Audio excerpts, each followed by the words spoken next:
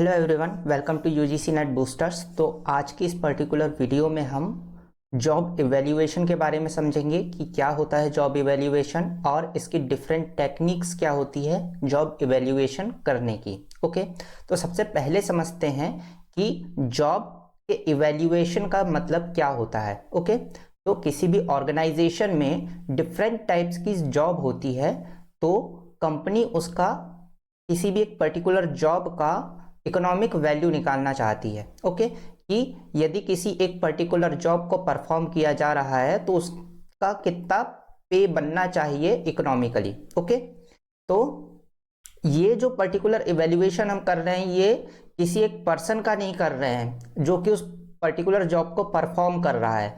हम उस जॉब का इवैल्यूएशन कर रहे हैं कि इस पर्टिकुलर जॉब को करने के बाद में कंपनी को कितना पे करना चाहिए। ओके, फॉर एग्जांपल कि हम ये निकाल सकते हैं कि यदि अकाउंटिंग की जा रही है तो उस अकाउंटिंग की क्या वैल्यू होनी चाहिए, उसमें कितना लेबर वर्क लग रहा है, कितनी एक्सपर्टीज लग रही है, कितना नॉलेज लग रहा है, और उसके बेसिस पर उसका हम क्या कर रहे हैं, उस अकाउंटिंग वर्क का इवैल्यूएशन कर रहे हैं। ओके, तो job evaluation is a systematic process used by organization to assess the relevant relative value or worth of different jobs within the company. It is a fundamental component of composition compensation management. Okay, तो compensation management का एक ये part होता है ताकि हम एक structured way में पे आउट प्रोवाइड कर सकें। ओके, इसमें जो प्राइमरी ऑब्जेक्टिव्स क्या क्या होते हैं ये हम देख लेते हैं कि प्राइमरी ऑब्जेक्टिव क्या होते हैं किसी भी जॉब इवैल्यूएशन के। ओके, तो जॉब इवैल्यूएशन के जो प्राइमरी ऑब्जेक्टिव्स है उसमें क्या है, इंटरनल इक्विटी बनी रहनी चाहिए। मतलब कि इक्वलिटी और इक्विटी में क्या अंतर होता है। इक्वलिटी का मतलब होता है कि आप सभी को एक समान पे आउट प्रोवाइड करें, एक समान आप आउटपुट प्रोवाइड करें। इक्वलिटी का क्या इक्विटी का क्या मतलब है, इक्विटी का मतलब है कि जिसका जितना इनपुट है उसके हिसाब से उनको आउटपुट प्रोवाइड किया जाए। ओके, तो इक्विटी क्या होती है, इक्विटी होती है कि आपका जितना भी इनपुट है उसके हिसाब से ही उसी रेशो में आपको क्या मिलना चाहिए, आउटपुट मिलना चाहिए। तो यही होता है मेन ऑब्जेक्टिव क्या, जॉब इवैल्यूएशन का, कि जिस जॉब में जितनी ज्यादा इनपुट लग रही है, चाहे वो फिजिकली हो या मेंटली हो या इमोशनली हो, उसको उतना ज्यादा क्या मिलना चाहिए, पे आउट मिलना चाहिए। इसके बाद में क्या है, फेयर कंपनसेशन होना चाहिए। जो कंपनसेशन प्रोवाइड किया जा रहा है वो फेयर होना चाहिए, किसी को बहुत ज्यादा और किसी को बहुत कम नहीं होना चाहिए। इंसेंटिव फॉर परफॉर्मेंस, परफॉर्मेंस के बेस पर आपको इंसेंटिवाइज किया जाना चाहिए। इसके बाद में क्या है, इंक्रीमेंट एंड रिटेंशन, है ना। इंक्रीमेंट जो है उसके लिए हेल्पफुल होता है, लोगों को उनकी जॉब के बेसिस पे इंक्रीमेंट प्रोवाइड किया जाए। और रिटेंशन मतलब कि लोगों को यदि हम जो आपके एम्प्लॉइज है उनको फेयर पे यदि दिया जाएगा तो हमेशा उनको क्या होगा, रिटेंशन आपका बना हुआ रहेगा। आपको जो लोग छोड़ करके जा रहे हैं कंपनी, वो रेशो आपका क्या होगा, बहुत ज्यादा कम होगा। ट्रांसपेरेंसी बनी रहेगी कि किस बेसिस पर इंसेंटिवाइजेशन किया जा रहा है या प्रमोशन किया जा रहा है, किस बेसिस पर।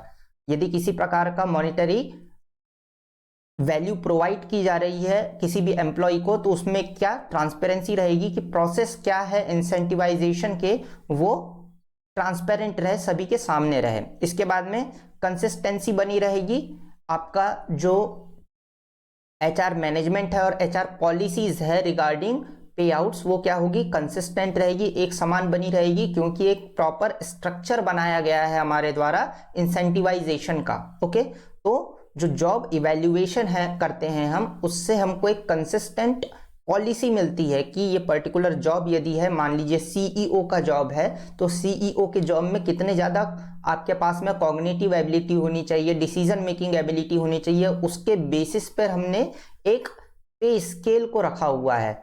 और ये पे स्केल आया है जॉब इवैल्यूएशन के बाद में। ओके, तो हमारे पॉलिसीज में क्या होगा, एक अच्छा कंसिस्टेंसी बनी रहेगी। इसके बाद में क्या है, पे स्ट्रक्चर डिजाइन, पे स्ट्रक्चर का डिजाइन बनाने के लिए हमें जॉब का इवैल्यूएशन करना होता है। इसके बाद में क्या है आपका लीगल कंप्लाइंसेस, लीगल जितनी कंप्लाइंसेस है उसके लिए हमको जॉब इवैल्यूएशन की जरूरत पड़ती है कि मिनिमम पे कितना होना चाहिए, मैक्सिमम पे कितना आप रख सकते हैं। ओके, तो ये सारी चीज़ों की पॉलिसीज के लिए आपको लीगल कंपनसेशन है उसका स्ट्रक्चर तय करने के लिए ये काम आ जाता है। ऑर्गेनाइजेशनल इफिशियंसी को बढ़ाने के लिए, क्योंकि यदि सही तरीके से फेयर पे दिया जाएगा तो ऑर्गेनाइजेशन में लोग क्या होंगे, मोटिवेट होंगे। ओके, तो ये सारी थ्योरी यहाँ पर दी हुई है। ये पर्टिकुलर पीडीएफ हमारी ये आपको हमारे एप्लीकेशन में मिल जाएगी, जिसकी लिंक जो है वो हमारे डिस्क्रिप्शन में डली हुई है। इसके बाद में क्या है, एम्प्लॉय मोरल एंड एंगेजमेंट बढ़ता है। आपका जॉब इवैल्यूएशन यदि आपने प्रॉपरली की है और यदि ये कन्विंस कर पाए आप अपने एम्प्लॉय को कि आपको जो वैल्यू मिल रही है वो क्या है, आपके काम के हिसाब से बेस्ट वैल्यू है, तो ऑटोमेटिक क्या होंगे, एम्प्लॉयज का मोरल हाई होगा और वो ज़्यादा एंगेजमेंट कर पाएंगे कंपनी के डे टू डे एक्टिविटीज़ के साथ में। इसके बाद में succession planning and career development, इसके लिए हमको दोनों ये टर्म्स को समझना होगा कि सक्सेशन प्लानिंग क्या होती है और कैरियर डेवलपमेंट क्या होता है। सक्सेशन प्लानिंग होती है कि आपका जो भी हायर पोजीशंस है वो कभी ना कभी तो वैकेंट होगी, है ना, तो उन हायर पोजीशंस की जब वैकेंसी आने वाली होगी उसके पहले आपको जो नीचे पे लोग हैं उनको उस पर्टिकुलर वैकेंसी को फिल करने के लिए आपको तैयार करना है। आपको क्या करना है कि जो लोअर लेवल पे काम कर रहे लोग हैं उनको इस प्रकार से ट्रेनिंग प्रोवाइड करनी है, उनको इस प्रकार से चांस प्रोवाइड करने हैं काम करने के, ताकि वो अपने अपने काम को क्या कर सके और ज़्यादा अच्छे तरीके से समझ सके, अपने लीडरशिप को डेवलप कर सके, ताकि वो रिप्लेस कर सके अभी जो करंट लीडरशिप है उसे। ओके, जो कैप्टन है, कैप्टन के पीछे कौन दूसरा कैप्टन बन सकता है उसको अभी से क्या करना है, नर्चर करना है। ओके, जैसे कि इंडियन क्रिकेट टीम में नहीं हुआ धोनी के जाने के बाद में। ओके, तो क्या है कि क्योंकि पीछे के लोग क्या नहीं हो पाए हैं, नर्चर नहीं हो पाए हैं उस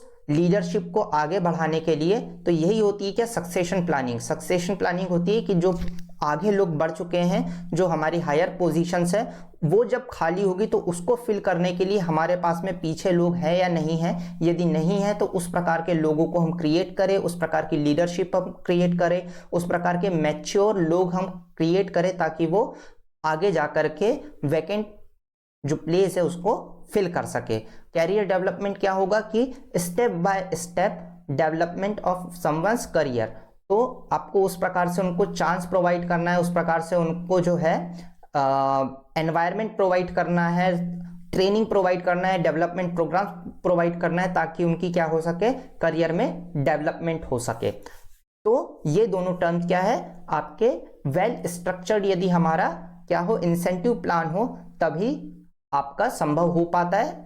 इसके बाद में क्या है आपके स्ट्रेटेजिक वर्कफोर्स प्लानिंग। यदि आपके पास में गिवन बजट है और आपके पास में बहुत सारे जॉब्स हैं, तो आपको क्या करना होता है कि सही तरीके से कंपनी को स्ट्रक्चर करना होता है, पे स्केल को।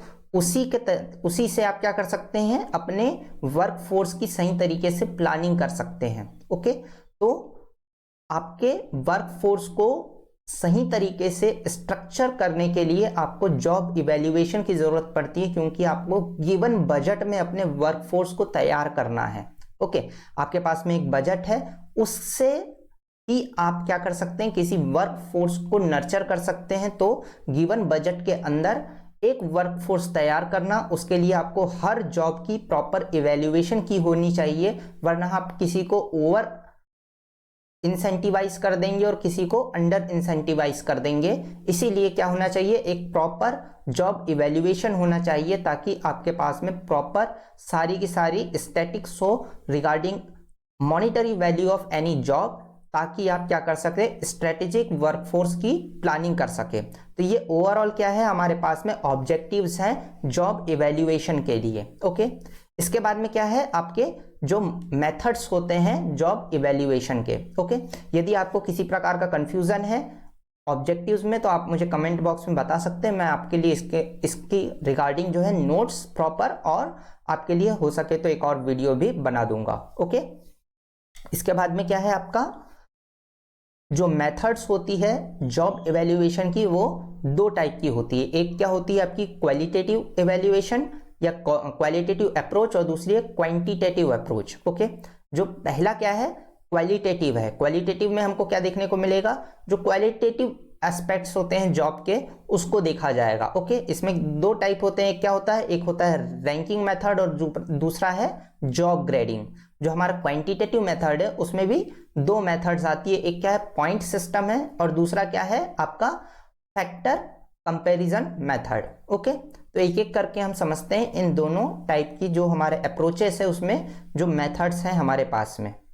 सबसे पहले हमारे पास में क्या, job ranking. Okay, job ranking में क्या होगा कि सिंपली हम एक कमिटी छोटी बैठेगी, उसमें सारे के सारी जॉब्स को क्या कर दिया जाएगा, लिस्ट में रखा जाएगा, और कमिटी जो है वो जॉब को क्वांटिटेटिव टर्म में अपने सहूलियत के हिसाब से अपने नॉलेज और एक्सपीरियंस के बेसिस पे उसकी क्या कर देगी, रैंकिंग कर देगी। ओके, तो उसमें क्या हो सकता है, इंपॉर्टेंस ऑफ द जॉब, कि कितना इंपॉर्टेंट ये पर्टिकुलर जॉब है और ये कितना कठिन है, हाउ टफ जॉब इज, है ना, कितना ज्यादा कठिन जॉब है और इसकी कंपनी में कितनी ज्यादा इंपॉर्टेंस है, उसको बेस बना करके क्या किया जाएगा, सिंपली रैंकिंग कर दी जाएगी जॉब्स की और उसके बेसिस पे जॉब की एवेल्युएशन होगी। ठीक है, तो ये स्टेप्स क्या होते हैं, सबसे पहले क्या किया जाता है कि डाटा कलेक्ट किया जाता है अबाउट जॉब एनालिसिस, उसमें जॉब की डिस्क्रिप्शन और जॉब की स्पेशलाइजेशन। ओके, जॉब की डिस्क्रिप्शन क्या होती है, जॉब की डिस्क्रिप्शन होती है कि जॉब में आपका मिनिमम क्वालिफिकेशन क्या होने वाला है, आपके रोल्स क्या होने वाले हैं, आपके रिस्पॉन्सिबिलिटीज क्या होने वाली है, ये होने वाला है जॉब डिस्क्रिप्शन में। आपके जॉब स्पेसिफिकेशन में क्या है कि मिनिमम क्राइटेरिया क्या है, मिनिमम आपके क्वालिफिकेशंस क्या होने वाली है, ये रहता है आपका जॉब स्पेसिफिकेशन का, कि आपके एक्सपीरियंस मिनिमम कितने होना चाहिए, आपका कौन सी डिग्रीज होनी चाहिए, आपके पास में कौन से क्वालिफिकेशंस होने चाहिए जिसके बेसिस पर आपको एक पर्टिकुलर जॉब मिल सकती है। तो ये दो डाटा आपके पास होने चाहिए। इसके बाद में क्या करा जाता है कि सिलेक्शन ऑफ रेटर्स, है ना, कमिटी मेंबर आपको क्या करना पड़ता है, कंपनी ऑर्गेनाइजेशंस रेटर्स को अपॉइंट करती है, कमिटी को बनाती है। इसके बाद में क्या करते हैं कि वो अपने एक्सपीरियंस के बेस पर और जॉब डिस्क्रिप्शन और जॉब स्पेशलाइजेशन के बेस पर एक रैंकिंग जॉब की क्रिएट करते हैं, और इसके बाद में क्या करते हैं, डिसीजन ऑफ पे स्केल होता है उस पर्टिकुलर रैंक के बेस पर। तो ये थी हमारी क्या, रैंकिंग मेथड। ओके, इसके जो मेरिट्स हैं वो क्या है, मेरिट्स हैं कि ये बहुत ज़्यादा इजी और सिंपल है, बिल्कुल भी टाइम टेकिंग नहीं है। आपने क्या किया, कमिटी बनाई, उनके अपने एक्सपीरियंस के बेसिस पर उनने जॉब की रैंकिंग कर दी, बहुत ज़्यादा इकोनॉमिकल है, पैसा आपको बिल्कुल भी नहीं लगेगा, और इसके बाद में क्या है कि बहुत ज़्यादा क्विक मेथड है। डिसएडवांटेजेस क्या है कि ये मेथड जो है बिल्कुल जजमेंट बेस पर है। ओके, हो सकता है कि कमिटी को जो जॉब बिल्कुल ही सरल लग रही हो वो असलियत में टेक्निकलिटीज में बहुत ज़्यादा टफ होती हो, या मार्केट रिसर्च वो ना कर पाए उतना ज़्यादा, तो वो क्या कर रहे हैं, केवल बहुत ज़्यादा चांस ले रहे हैं अपने एक्सपीरियंस और अपने जजमेंट के ऊपर। इसके बाद में क्या है, इट इज़ वेरी सब्जेक्टिव है, ये बहुत ज़्यादा क्या है, सब्जेक्टिव है। इसके बाद में this is not clear difference between the ranks, rank के बीच में क्या डिफरेंस है ये बिल्कुल भी क्लियर नहीं होता है, क्योंकि ये क्या होते हैं, जजमेंट के बेस पर बनाई गई हुई रैंकिंग्स होती है। ओके, तो ये था हमारा पहला मेथड जो कि क्या है, रैंकिंग मेथड। इसके बाद में जॉब ग्रेडिंग। जॉब ग्रेडिंग में क्या करते हैं हम कि डिफरेंट ग्रेड्स ऑफ जॉब बनाते हैं। ओके, और ये किस बेसिस पे बनाते हैं, जैसे कि स्किल्ड लेबर होंगे, अनस्किल्ड लेबर होंगे, इसके बाद में क्लियरिकल होंगे जो कि अपने किसी न किसी नॉलेज के साथ होंगे, मान लीजिए कि अकाउंटेंट होगा या इंजीनियर होगा, ये क्या होगा, एक क्लियरिकल जॉब है, इसमें एक पर्टिकुलर स्किल सेट की आपको जरूरत पड़ेगी। और उसके बाद में एडमिनिस्ट्रेटिव जो कि एडमिनिस्ट्रेशन में है, डिसीजन मेकिंग में जो पार्टिसिपेट करते हैं। तो इस प्रकार से आप क्या कर देंगे, जॉब की ग्रेडिंग कर देंगे according to particular skill set और type of work they are doing. तो इसके बेसिस पर आप क्या करेंगे कि एक पर्टिकुलर ग्रेडिंग बनाएंगे जॉब के लिए। ओके, जैसे कि हमने डिफरेंट ऑर्गेनाइजेशंस में सुना होगा ग्रेड 1, ग्रेड 2, ग्रेड 3 के जो वर्कर्स होते हैं, तो वो उनके स्किल सेट के ऊपर और नेचर ऑफ वर्क के ऊपर डिपेंड करता है कि वो किस ग्रेड में जाने वाले हैं, और ग्रेड के ऊपर जो है आपका सैलरी पैकेज जो है वो डिसाइड होता है। ओके, जैसे हम आपने प्रथम वेतनमान यानी फर्स्ट सैलरी ग्रेड आपने सुना होगा, सेकंड सैलरी ग्रेड, जो असिस्टेंट प्रोफेसर होते हैं 7th सैलरी ग्रेड में आते हैं ना। तो आपने ये सुना होगा 7वां वेतनमान, अभी 8वें वेतनमान के लिए भी बातें चल रही है। ओके, कि ये भी होना चाहिए, मतलब जो सबसे निचले स्तर में काम करे, जिसका यानी सैलरी पैकेज बहुत ज़्यादा कम है, उनके लिए भी एक स्ट्रक्चर्ड गाइडलाइन होनी चाहिए कि मिनिमम आपको इस स्किल सेट के लिए इतना पे आउट प्रोवाइड करना चाहिए। ये गवर्नमेंट की तरफ से गाइडलाइंस प्रोवाइड की जाती है कि किस ग्रेड के लिए कितना पे आउट होना चाहिए। ओके, तो this is a scale involved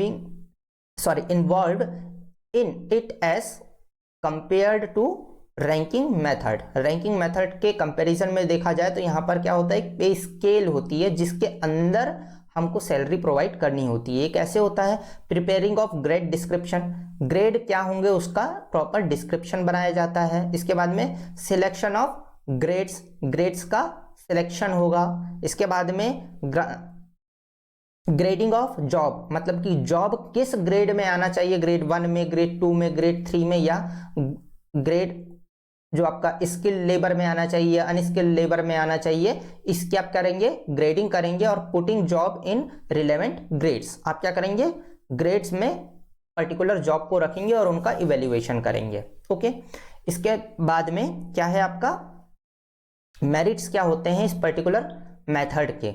okay, तो आपके मेरिट्स ऑफ जॉब ग्रेडिंग क्या है कि सबसे पहले ये इजी मेथड है अंडरस्टैंड करने के लिए या समझाने के लिए भी आपके एम्प्लॉयज को। ओके, कंपनी के एम्प्लॉयज को समझाना कि आपका पर्टिकुलर पे स्केल क्यों है, ये बहुत ज़्यादा क्या है, सिंपल है और अंडरस्टेबल है। ओके, इसके बाद में क्या है, there no need of any technical background, आपको किसी प्रकार के टेक्निकल बैकग्राउंड की जरूरत नहीं है जॉब के डिस्क्रिप्शन को या ग्रेडिंग को समझने के लिए। और it is easy to get pay design. Okay, pay design को बनाने के लिए बहुत ज्यादा आपको मुश्किल नहीं लगेगी, इजीली पे डिजाइन को बनाया जा सकता है। इसके बाद में इसकी कुछ डिसएडवांटेजेस भी है। डिसएडवांटेजेस में क्या क्या चीजें हैं, there is a chance of human biasness, human biasness की यहाँ पर चांस हो सकता है ग्रेडिंग के दौरान, क्योंकि कुछ चीज़ों को हम अनस्किल्ड में डाल सकते हैं, हो सकता है वो स्किल्ड में हो। ओके, तो इस प्रकार से ह्यूमन बायसनेस का यहाँ पर चांस बन सकता है। Similar job can not be classify, जो जॉब्स यदि ऑलमोस्ट एक समान जॉब्स है तो उनको अलग अलग ग्रेडिंग करना उतना ज़्यादा आसान नहीं होगा। इसके बाद में क्या है, this method is not good for large and rigid organisations, जहां पर हमको बहुत सारे अलग अलग जॉब्स देखने को मिलते हैं, जहां पर क्या देखने को मिलता है आपको कि कुछ पार्ट जॉब का स्किल्ड है, कुछ पार्ट आपका सेमी स्किल्ड है, कुछ पार्ट आपका अनस्किल्ड भी है। ओके, तो इस कंडीशन में जॉब ग्रेडिंग करना बहुत ज़्यादा मुश्किल हो जाता है, और ख़ास करके जहाँ पर बड़ी ऑर्गेनाइजेशन है, जहाँ पे बहुत अलग अलग टाइप के हमको वर्क्स देखने को मिलते हैं, और एक ही जॉब में आपको बहुत सारे अलग अलग लेयर्स देखने को मिलते हैं। तो उस कंडीशन में हमको क्या देखने को मिलता है कि जो जॉब की ग्रेडिंग है वो सही तरीके से नहीं हो सकती है, ब्लर होगा इस कंडीशन में और डिफिकल्ट होगा जॉब की ग्रेडिंग करने के लिए। ओके, तो आई होप आपको समझ आ गया हो। इसके बाद में क्या है, क्वांटिटेटिव अप्रोचेस है। क्वांटिटेटिव अप्रोचेस में क्या है, सबसे पहले है आपका point method. Okay, point method में क्या है कि पॉइंट सिस्टम में it is the most used method, बहुत सबसे ज्यादा इसको यूज किया जाता है। Number of each factor is also determined for assigning point. क्या किया जाता है कि किसी भी जॉब के सारे फैक्टर्स को डिटरमाइन किया जाता है। फॉर एग्जांपल कि जॉब में कितने आपके वर्किंग आवर है, कितनी स्किल्स लगने वाली है, कितने आपकी जो वर्किंग कंडीशन है वो कैसी रहने वाली है। इस प्रकार के सारे जो फैक्टर्स अलाइन है पर्टिकुलर जॉब के साथ में, उनको क्या किया जाता है, क्वांटिफाई किया जाता है, उनको पर्टिकुलर पॉइंट असाइन किया जाता है। उसके बाद में क्या किया जाता है कि सारे के सारे various factors are assigned points, some of them given as a index for the relative importance और weightage of the job that are related. Okay, तो फिर क्या किया जाता है कि उन पर्टिकुलर जो फैक्टर्स है उनको वेटेज प्रोवाइड किया जाता है। फॉर एग्जांपल कि वर्किंग कंडीशन को वेटेज प्रोवाइड किया जाएगा कि कितना वेटेज वर्किंग कंडीशन के अच्छे या बुरा होने से होता है। इसके बाद में वर्किंग आवर को वेटेज प्रोवाइड किया जाएगा कि वो उसका डिफिकल्टी लेवल या हम उसको मॉनिटरी वैल्यू में कितना वेटेज प्रोवाइड करते हैं। इसके बाद में क्या किया जाएगा कि आपकी नाइट शिफ्ट डे शिफ्ट देखा जाएगा, नाइट शिफ्ट वालों को ज़्यादा पे आउट होगा, डे शिफ्ट वालों को कंपैरेटिवली कम होगा। इसके बाद में देखा जाएगा कि रिमोट एरिया में कोई यदि जॉब है तो उसका पे स्केल ज़्यादा होगा, उसको ज़्यादा वेटेज प्रोवाइड किया जाएगा इस फैक्टर को कि उनका जो जॉब है वो क्या है, रिमोट एरिया में है। तो इस प्रकार से क्या करा जाता है, प्रॉपरली आपको एक शीट बनानी होती है जिसमें जॉब की फैक्टर्स दिए होते हैं और उसकी वेटेज दिया होता है। हमेशा वेटेज जो दिया गया है उसका जो टोटल होगा क्या होगा, वो 1 होगा। ओके, कि टोटल कितना आना चाहिए, वेटेज का 1 आना चाहिए। इसके बाद में final points converts into wage rates. जो फाइनल पॉइंट आते हैं वो आपको वेज रेट प्रोवाइड करते हैं। ठीक है, इसको कैसे किया जाता है, how it works, list down all the jobs, सारे के सारे जॉब्स को लिस्ट डाउन किया जाता है। नंबर ऑफ फैक्टर्स को लिस्ट डाउन किया जाता है कि जॉब रिलेटेड कितने फैक्टर्स है। इसके बाद में determine the degree relative importance, इसके बाद में कितना इंपॉर्टेंस है आप उनको क्या करते हैं, वेटेज प्रोवाइड करते हैं। ओके, इसके बाद में allocate the point two the degree, उन डिग्री के साथ में क्या किया जाता है, जॉब की कितना पॉइंट्स वहां बन रहे हैं वो डाला जाता है। और उसके बाद में क्या किया जाता है, आपका डिजाइन किया जाता है वेज स्ट्रक्चर को। ओके, जो आपके वेटेज है उसको मल्टीप्लाई किया जाता है जो पॉइंट्स आपने दिए हुए हैं रिलेटेड जॉब्स को उससे, और जो फाइनल आंसर आता है उससे आपको क्या बनाया जाता है, डिजाइन बनता है वेज जो रेट होने वाला है उसका। ओके, तो आइए देख ले। इसके बाद में क्या है आपका factor comparison method. Okay, factor comparison method क्या है कि it is combination of rank method and point method. जो रैंक मेथड है और जो पॉइंट मेथड होती है, इन दोनों का ये कॉम्बिनेशन है, दोनों की दोनों चीजें इसमें आती है। ठीक है, इसमें क्या किया जाता है कि हम 5 फैक्टर्स जो है उनको लेते हैं। ओके, जो होने वाले हैं। इसके बाद ये कौन कौन सी है, मेंटल एफर्ट्स जितने लग रहे हैं वो, स्किल्स आपकी लग रही है वो, इसके बाद में फिजिकल एफर्ट्स जो आपके लग रहे हैं वो, उसके बाद में रिस्पॉन्सिबिलिटी, आपकी कितनी रिस्पॉन्सिबिलिटी हो रही है पर्टिकुलर जॉब से रिलेटेड। इसके बाद में क्या है, वर्किंग कंडीशन, किस कंडीशन में आप काम कर रहे हैं। ओके, तो ये क्या होते हैं, आपके 5 फैक्टर्स होते हैं जो कि आपको जिन फैक्टर्स को पॉइंट रख करके आपको क्या करना रहता है, पॉइंट असाइन करना होता है। इसके बाद में हाउ इट वर्क्स, तो selection factor to the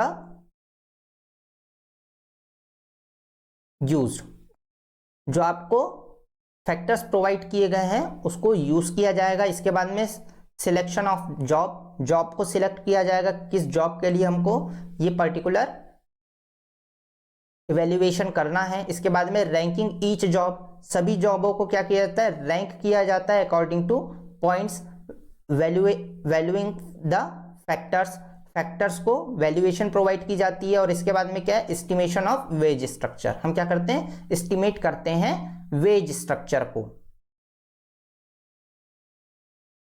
okay, तो ये जो पर्टिकुलर मेथड है, ये दोनों के दोनों जो आपके पॉइंट मेथड है और जो आपका फैक्टर मेथड है, जो हमने क्वालिटेटिव और क्वांटिटेटिव, ये दोनों का कॉम्बिनेशन है। इसीलिए क्या होता है कि सबसे सही हमको इवेल्युएशन ला करके देता है। सबसे अच्छा इवेल्युएशन हमारे पास में आता है point method, factor comparison method से, क्योंकि इसमें हमको दोनों ही टाइप की इवेल्युएशन देखने को मिल जाती है।